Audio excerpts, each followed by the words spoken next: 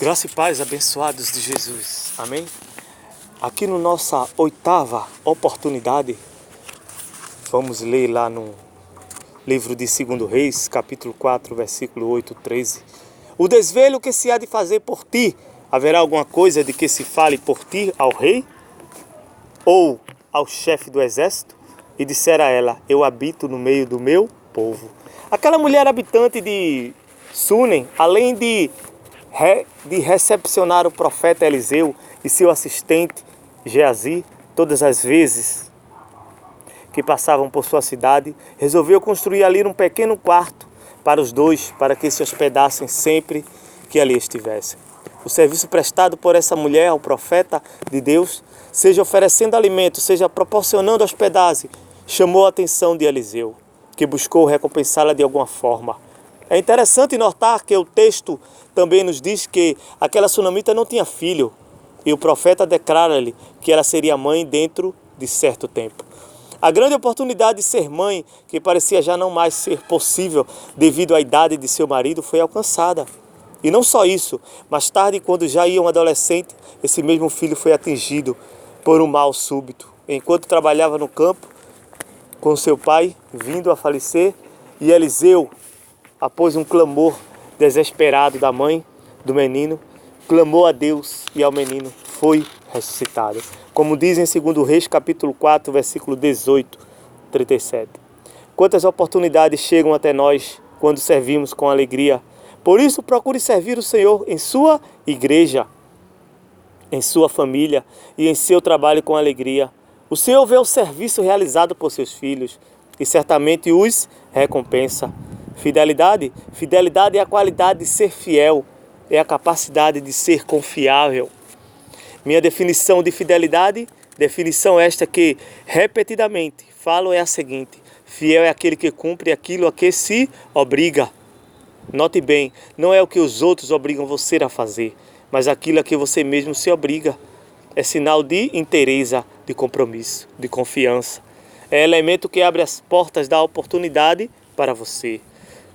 Lembre-se de Daniel, a palavra de Deus nos diz, então os príncipes e os presidentes procuravam achar ocasião contra Daniel a respeito do reino, mas não podiam achar ocasião ou culpa alguma. Sabe por quê? Porque ele era fiel e não se achava nele nenhum vício, nem culpa, como diz em Daniel, capítulo 6, versículo 4. Daniel é o exemplo de fidelidade. Ele recebeu de Deus a oportunidade de um dos maiores nomes em toda a Pérsia e Babilônia. Qual é o empresário que confiará seu negócio a alguém que não lhe seja fiel? Qual é o patrão que colocará alguém que não lhe seja fiel em um cargo de confiança? Até Deus dá oportunidade àquele que é achado digno de confiança, como diz Mateus 25, 21. Mas Deus com certeza tem o poder de dar confiança e de dar algum privilégio àquela pessoa que não gera confiança. Porque Deus pode transformar a mente em maldição para a bênção. Como diz em Mateus 25, 21, que registra que foi dito ao servo que agiu com fidelidade na parábola dos 10 talentos. E o seu senhor lhe disse, bem está, servo bom e fiel. Sobre o pouco foste fiel, sobre muito te colocarei. Entra no gozo do teu senhor. Sejamos fiéis no pouco que Deus nos tem colocado, pois seremos colocados diante de oportunidades sem par. A fé abre possibilidades de oportunidades para nós. Podemos ver na Bíblia um exemplo sensacional de fé que proporcionou oportunidade na vida da mulher com fluxo de sangue. Ela demonstrou fé em suas duas dimensões, fé em Deus e fé em si mesma. E certa mulher que havia 12 anos tinha um fluxo de sangue e que havia padecido muito com muitos médicos e despedido tudo quanto tinha nada. Que ali foi lhe aproveitando isso, antes indo a pior, ouvindo falar de Jesus, veio por detrás entre a multidão e tocou na sua vestimenta, porque dizia, se tão somente tocar nas suas vestes, sararei. E logo se lhe secou a fonte do seu sangue e sentiu no seu corpo estar já curado daquele mal. E logo Jesus, conhecendo que a virtude de si mesmo sairia, voltou-se para a multidão e disse, quem tocou nas minhas vestes? E disseram-lhe os discípulos: vês que a mulher e a multidão te apertava e dizes quem me tocou? E ele lhe olhava em redor para ver a que isso fizera. Então a mulher, que sabia que lhe tinha acontecido, temendo e tremendo, aproximou-se, prostrou-se diante dele e disse-lhe toda a verdade. E ele lhe disse: filha, a tua fé te salvou. Vai em paz e ser curado deste mal. Como diz em Marcos capítulo 5, versículo 25-34. Jesus concedeu a cura, mas quem criou a oportunidade foi a própria mulher. Ela teve fé para chegar até a última instância do milagre. Muitos pensam que o milagre de Deus chega até nós de mão beijada, que não é necessário buscá-lo. É exatamente aí que temos que compreender e entender e fazer a vontade de Jesus Cristo sobre as nossas vidas.